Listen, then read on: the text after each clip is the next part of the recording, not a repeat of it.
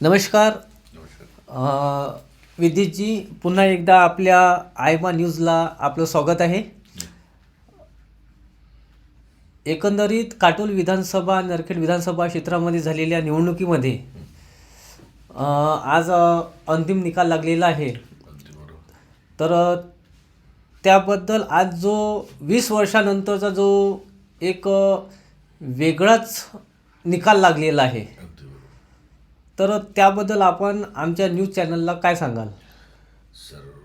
सर्वप्रथम आपण मला आपल्या न्यूज चॅनलला बोलावल्याबद्दल मी आपले आभार व्यक्त करतो. आणि काटोल विधानसभा क्षेत्रामध्ये जो निकाल लागला त्या बाबतीत बोलायचं म्हणजे मागील 30 वर्षापासून त्यामध्ये एकदा सत्ता फेरबदल झाल्यानंतर, म्हणजे असं म्हणायला हरकत नाही की मागील 30 वर्षापासून काटोल नरखेड विधानसभा क्षेत्रामध्ये देशमुख राजवट होती असं म्हणायला हरकत नाही. कारण अनिल बाबू देशमुख नंतर 5 वर्षासाठी 20-25 वर्षाची राजवट नंतर 5 वर्षासाठी आशिष बाबू देशमुख आले होते आणि त्यांच्यानंतर म्हणजे कंटिन्यू तीच चालू आहे असं आहे. तर यावेळेसच असं झालं की लोकांचा म्हणजे विचार विनिमय अशा प्रकारे बदलला की बीजेपीला तिकीट मिळाल्यानंतर बीजेपीच्या या तिकीटवर आशिष बाबू देशमुख यांनी सुरुवातीला काटोलमधून उभं राहायची इच्छा दर्शवली, पण पक्षांनी त्यांना सावनेरमध्ये तिकीट दिली आणि इथे चरणसिंग ठाकूर यांना येथील तिकीट जाहीर केली. म्हणजे एकंदरीत तुम्हाला असं म्हणायचं आहे की घराणेशाहीला कुठेतरी एक रोकथाम झालेला आहे. अगदी बरोबर, अगदी बरोबर, अगदी बरोबर. माझा एक प्रश्न आहे, जी. झालेल्या निवडणुकीमध्ये जय विजय जय पराजय जे काही असेल, अगदी बरोबर. त्यामध्ये आता जनतेकडून येणाऱ्या आमदाराबाबत काय अपेक्षा आहेत? हा तुम्ही एकदम मुद्द्याचा प्रश्न विचारला. काटोल नरखेड विधानसभा क्षेत्रातील लोकांनी विकास काय असतो हा कधी बघितलाच नाही, आणि जो विकास बघितला तो विकास माननीय चरणसिंगजी ठाकूर एक नगर अध्यक्ष किंवा पाटशिंगा मातेचे मंदिराचे अध्यक्ष या नात्यांनी त्यांनी जो इथे विकास घडविला त्यांच्या वैयक्तिक किंवा स्वतःच्या स्वयंबळावर, कुठल्याही पक्षाचा आधार नसताना, कुठल्याही पक्षात नसताना त्यांनी जो काही विकास इथे घडवला तो विकास बघून लोकांना विकास का असतो हे लोकांच्या नजरेत आलं.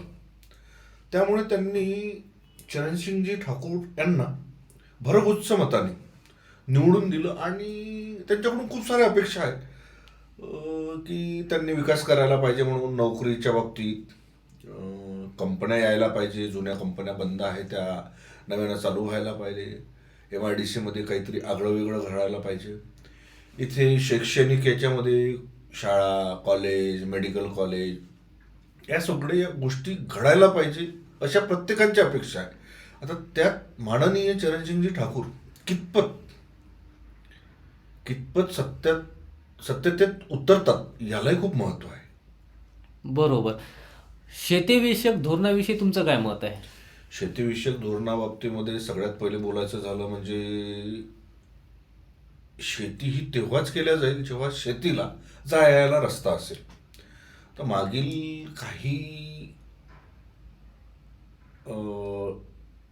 म्हणजे गोष्टी अनुसार चरणसिंगजी ठाकूर यांनी भरपूरशा शेतींसाठी पांधन रस्त्यांची तडजोड करून दिली बीजेपीच्या काही फंडद्वारे, आणि त्यांची आता पण हीच अपेक्षा आहे की कास्तकारांच्या शेतीला जायसाठी रस्ते, त्यांना असणाऱ्या बाजारपेठांना व्यवस्थित भाव, म्हणजे या आता काटोलची कृषी उत्पन्न बाजार समितीचे ते आतापर्यंत अध्यक्षच होते, तर त्यांनी कृषी उत्पन्न बाजार समितीत आतापर्यंत जे जे निर्णय घेतले त्या निर्णयाला अनुसरून असं वाटेल की कास्तकारांना विषयी माननीय चरणसिंगजी ठाकूर यांचे धोरण एकदम कास्तकाराच्या फेवरेबलच असेल.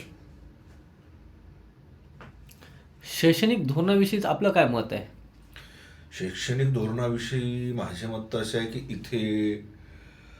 आपल्या इथे कित्येक DED कॉलेज होते ते सगळे बंद झालेले आहे. मेडिकल कॉलेज काटोल नरखेड विधानसभा क्षेत्रामध्ये एकही नाही. कुठलाच असा मोठा दवाखाना नाही की ज्याच्यामध्ये MRA, CT स्कॅन किंवा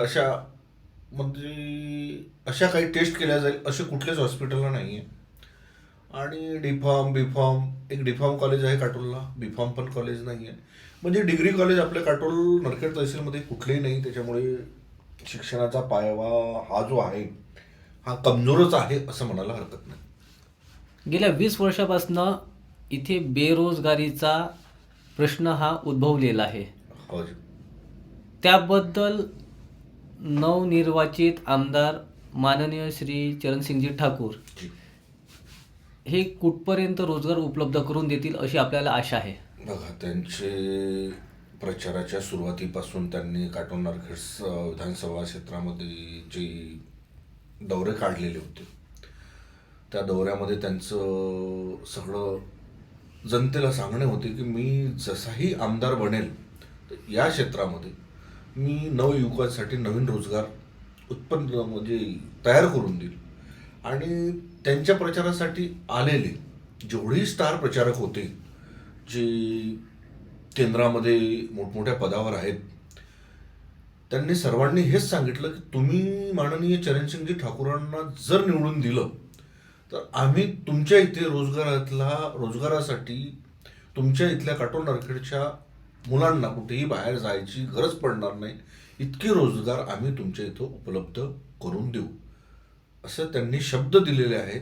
आणि माननीय चरणसिंगजी ठाकूर यांचा आतापर्यंतचा स्वभाव राहिलेला आहे की त्यांनी जे ठरवलेलं आहे तेच केलेलं आहे जनतेसाठी. त्यांनी आजपर्यंत कधीही माघार घेतलेला नाही आणि ते नेहमी गरिबांसाठी किंवा नवतरुणांसाठी नेहमी झटलेले आहेत. मिळालेल्या माहितीनुसार टेक्स्टाईल आणि ज्यूस फॅक्टरी हे जे 2 प्रोजेक्ट आहेत हे म्हणजे जुने म्हणा किंवा नव्यानं म्हणा पण येणाऱ्या 2 वर्षाच्या कालावधीत चालू होणार आहे. त्यांचं एका शब्दातच उत्तर आहे की मला काटोल नरखेड विधानसभा क्षेत्र बारामती करून दाखवायचे आहे. आपण दिलेल्या आयमा या न्यूज चॅनलला जी. माननीय चरणसिंगजी ठाकूर जी. यांच्याविषयी आपलं मत जे मांडलेलं आहे जी. तर पुन्हा एकदा आपलं खूप खूप स्वागत आहे. जी. आणि पुन्हा एकदा आपण आपल्या न्यूज चॅनलला आलात जी. आणि आपलं मत मांडलं आणि काटोल नरखेड विधानसभा क्षेत्राबद्दल आपण जी माहिती दिलेली त्याबद्दल आपलं खूप खूप आभार. धन्यवाद.